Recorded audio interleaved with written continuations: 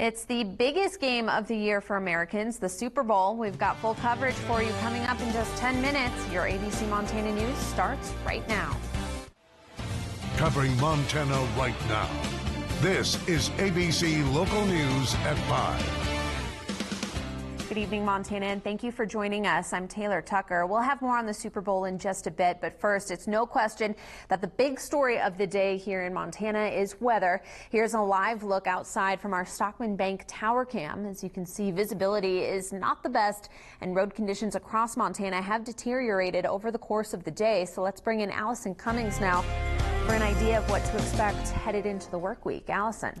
Yeah, you know, Taylor, believe it or not, actually worse in other areas. Of course, those mountain passes, but around Missoula, they're under a blizzard warning right now. Really dangerous wind chill, and that will be the case the next several hours. That weather authority alert will continue. So for my weather headlines today, there is a theme: the colds and the snow. Of course, the helmet's there for Super Bowl Sunday. Speaking of that, I do not advise traveling today because conditions are tricky. So you'll see here on the watches and mornings, yeah, a lot of colors. That winter storm warning will remain under effect until Monday morning to late afternoon. So please be careful there. An additional 3 inches of snow expected. That blizzard warning around Missoula expiring late tonight. And of course, that wind chill warning up along that Rocky Mountain front by Cut Bank. Now that wind chill could hit 45 below tonight, so please be careful. I'll have more on those lows in a second. But Kalispell seeing wind gusts up to 54 miles per hour today. Missoula 37. So as you can tell here, visibility just poor. Today's highs looking a lot like lows.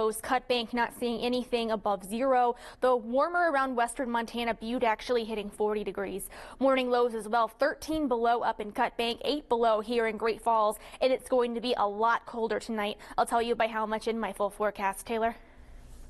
Roughly 2,200 homes were without power in the lower Rattlesnake area near Missoula today.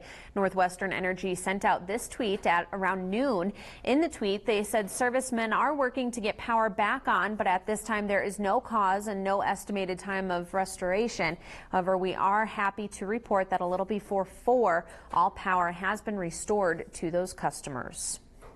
Yesterday around 3 in the afternoon, a snowmobiler was seriously hurt when he launched off a trail on Buck Ridge south of Big Sky.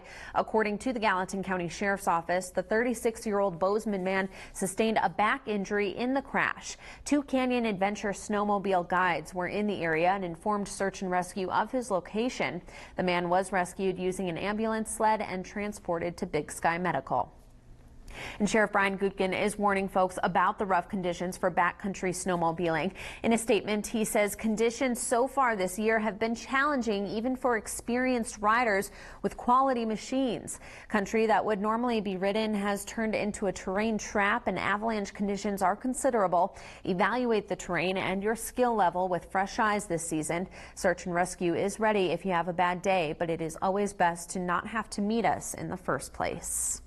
Well, if you live near Lincoln, you might have felt a little shaking around 10 this morning. According to the United States Geological Survey, a 3.9 magnitude earthquake happened about 5 miles south of Lincoln and had 3 aftershocks within 30 minutes. According to the survey, shakes were possibly felt even as far away as the Helena Valley. This is the 212th quake so far in Montana this year, but the first that was large enough to be felt for miles. Numerous folks have chimed in on our Facebook page, so if you felt it, be sure to let us know and join the conversation. Governor Steve Bullock is apologizing for not doing more to warn others about a longtime aide who was fired for sexual harassment and went on to work for the mayor of New York City. In a post on Saturday, Bullock said that he was wrong and naive to think that it was enough to fire Kevin O'Brien as his representative to the Democratic Governors Association in 2015. He was quietly forced out of New York City mayor's office after 2 women accused him of sexual harassment. O'Brien also worked for Bullock when he was Attorney General, ran his 2012 gubernatorial campaign, and became deputy chief of staff after he won. Bullock said he considered him a friend and never saw or heard of him acting inappropriately before the 2015 incident. In new reporting tonight that Senate Majority Leader Mitch McConnell is cautioning the president against using his emergency powers to bypass Congress and build that wall. The president's frustrations are growing as Democrats don't want to budge. ABC White House correspondent Tara Palmieri reports from West Palm Beach.